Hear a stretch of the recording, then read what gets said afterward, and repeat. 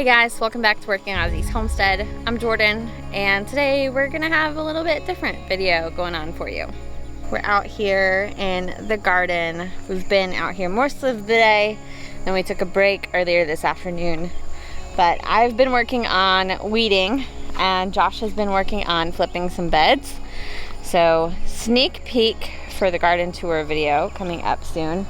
But we've got these rows that have now, this is the second or third group of produce that's been in it, which is pretty cool. Having a market garden like we do, it's very different than most gardens where you only have one thing growing in it for the whole season. And here with our market garden, we have lots of things growing throughout the season in each bed. So earlier this season, we had lettuce and arugula in here. Now we've got peppers and zucchini and okra in this row. But I'm kind of sad my sunflowers are gone. So it was time to pull them up. They've all gone to seed. We'll be keeping some of the seed heads to plant, and then the rest is actually going to our pigs. So that's kind of the fun thing about having livestock on our homestead with a market garden, is every time we clear a row, all of that good foliage that would typically just be tossed or put into compost actually goes to feed our livestock.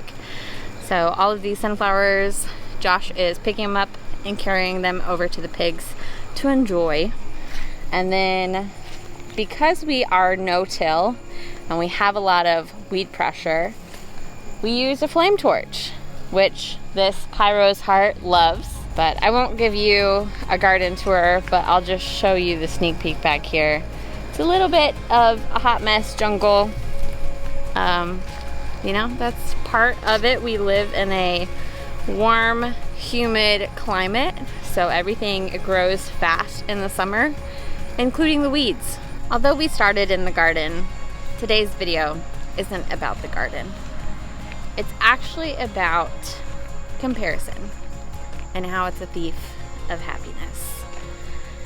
And I wanted to start there because that's kind of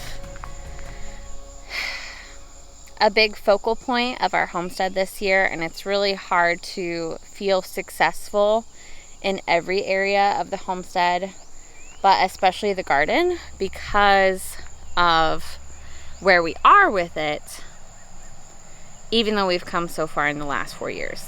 And encourage you not to compare your homestead to anybody else's either.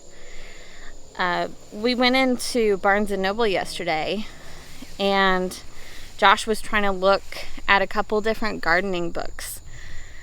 And he said it was so hard to find something that's relative to what we're doing, because what we're doing is not what everybody else is doing. And that's okay. But sometimes because of the society that we live in, it's hard to be okay with that. I took some footage the other day and I put it together, and I talked about on social media how we started working sheep before we even had sheep, because I knew that that's what I wanted to get someday. And I had to really remind myself, especially while I put that together, how far we've come in our own journey. And that's the thing about homesteading, is it's your own journey. It's yours. It's not anybody else's. Sometimes it's really hard to remember that your journey is going to go however it goes for you. And it's not about anybody else. And comparison is such a thief of happiness. I think one of the reasons that we've really struggled to be happier, which sounds silly, but honestly, happiness has been like a huge focus for us lately, is like, are we really doing what makes us happy? And we want to really kind of do some soul searching in that and make sure that what we are doing brings us joy, brings us happiness. And the biggest thing is, we've been talking about moving since we moved into this house. We knew that this house would not be our forever home. And so it's been really tough to say, oh my gosh, yeah, when we move soon, when we move soon, when we move soon. And then God really set this calling on our hearts to actually get serious about growing food for our community. And so we expanded the garden. And, a couple years ago, we looked into going to a second market, but it seemed really scary at the time. And it seemed really, really intimidating. And we were like, oh my gosh, well, I don't know if we're going to have enough ever to be a part of that market. And here we've gone to that market and we've made such amazing connections with people there. And we've literally set up repeat customers already and set up several families that, come and get fresh produce from us weekly. And so we have talked about moving, but honestly, that was taking so much joy away from us because we so badly want to have a larger property and be able to do more and have more and be a lot more self-sufficient and have a lot more options when it comes to diet. So that's one of the things about our homestead and our choices is we've made the decision to not buy meat from the grocery store. And so if we don't grow it on our homestead, it's just not a part of our diet. And so with our homestead, the size it is, obviously we can't raise beef. And so that's not a huge part of our diet. And that's something that we would love to include more in the future, but we need a lot more than 1.25 acres for that. Being so focused on we're going to move made us honestly regretful of buying our house and almost ashamed of where we're at now. It's really hard to be honest with yourself and come to that realization. But for us, that was so important in focusing in on what brings us happiness, what brings us joy. If the garden brings us happiness, then why not expand it? Why not cut back on the animals if they were really frustrating us more than bringing us joy? Why not just keep animals that bring us joy? And so that's why we've made a lot of decisions that we have with the animals that we have and animals that we've either gotten rid of or animals that we've put in the freezer because they just don't mix with what brings us joy right now. And it's really tough because when you invest in a lot of things, whether that be your garden, whether that be, certain infrastructure for your homestead, whether that be livestock, it's really heartbreaking to say, hey, this doesn't fit my life anymore. But at the same time, you have to do that in order to be happy. If it doesn't work, it's okay. And it's okay to give yourself permission to say that it's not okay. That's where we really struggle, and that's where I wanted to really encourage you guys, because I know that I'm not the only one out here struggling with comparison and letting it be a thief to my happiness. Parenthood, we are new parents. Our daughter is 7 months old now, and it's so hard to compare our little family to other families that we're friends with and how they do certain things, how their children act, how, X, Y, and Z, you name it. And I feel like our society has really set up raising a family to be such a comparison. If your child's not at this point by this age, they're behind. If your child's not at this point by this age, they're behind. If they're not crawling by this age, if they're not walking at this age, if they're not speaking words at this age, they're behind. And so society just creates this huge comparison, and it's so hard to say that's not the narrative that we're going to give our family. But we've made that decision of that's not the narrative we're going to give our family. And this has really played a part into our relationship with our parents as well, because they grew up in a different family style and they parented differently than we choose to parent and that we plan to parent. It's tough because we have to have those conversations with them that, this is what we are going to allow in our house. This is what we're not going to allow. And we would appreciate those boundaries to be understood and respected.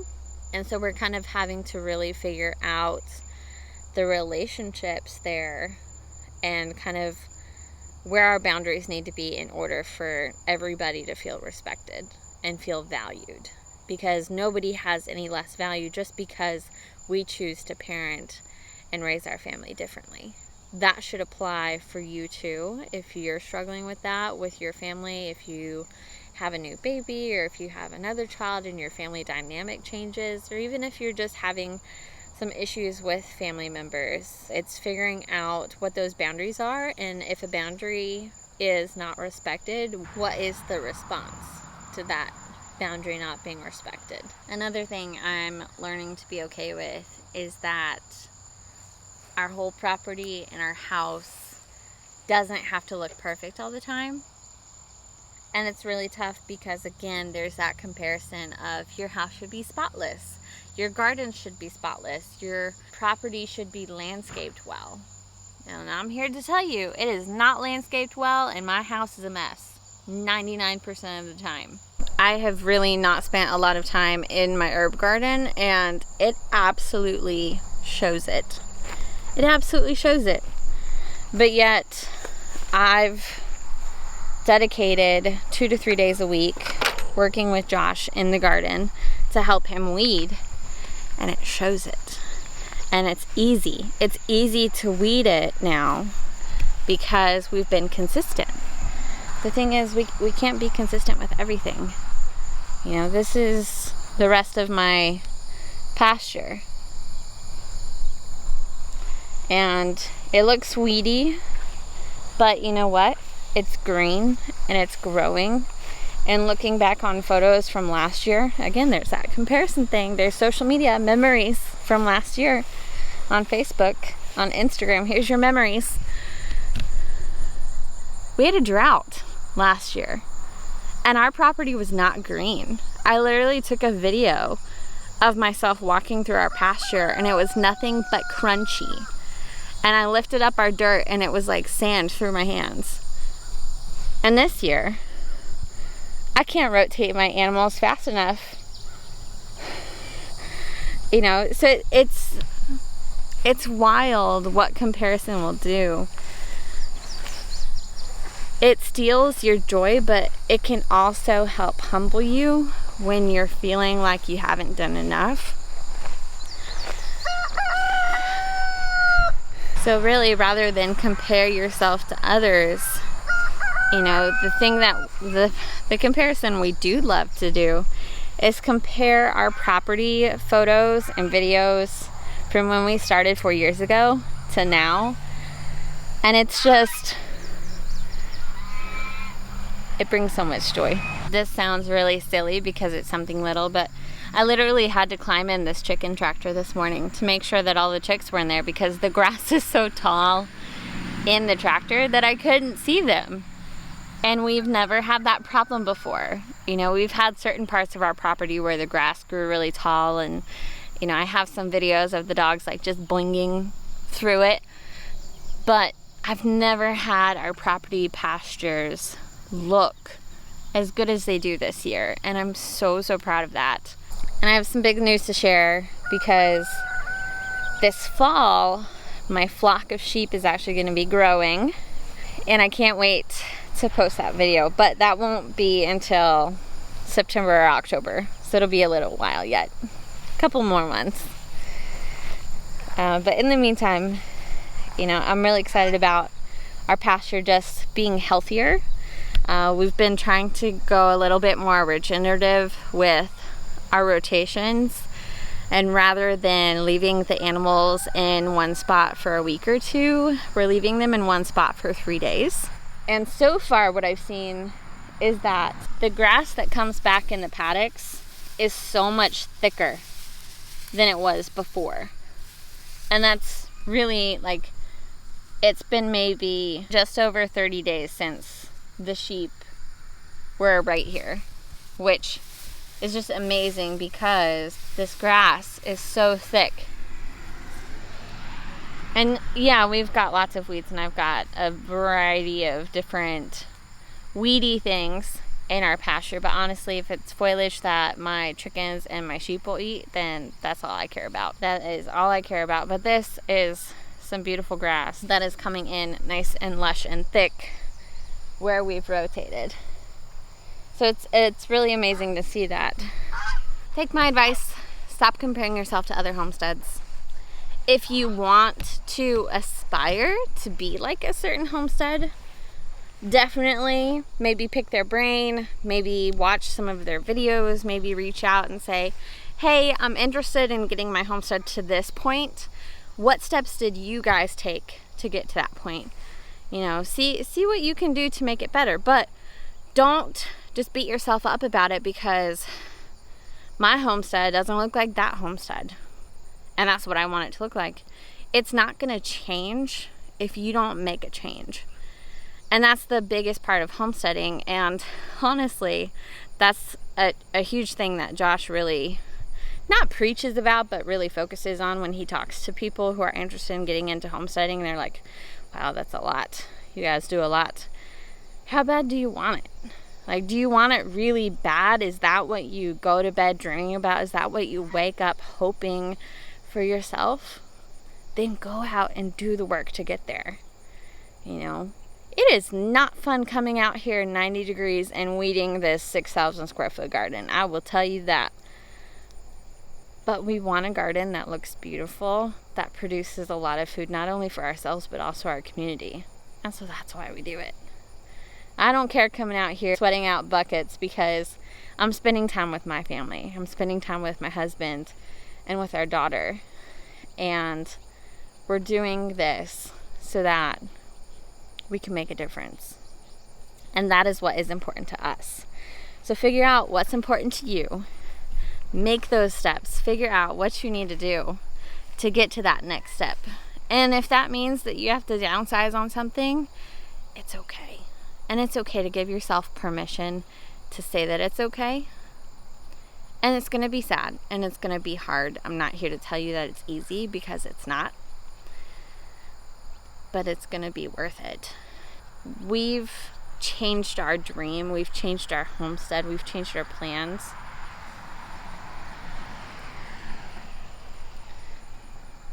So much that it seems like all we do is change it. But we've really given ourselves permission to do that because we're not out here for just our own purpose. We know that our purpose is to serve others. And so that's why we're doing it. It doesn't make sense to anybody else other than us, and that's okay. It doesn't have to make sense to anybody else. As long as it is what makes you happy and brings you joy, and you're not committing a crime doing it, then do it. Figure out what it takes to do it. But I hope you enjoyed watching this video. We'll see you next time.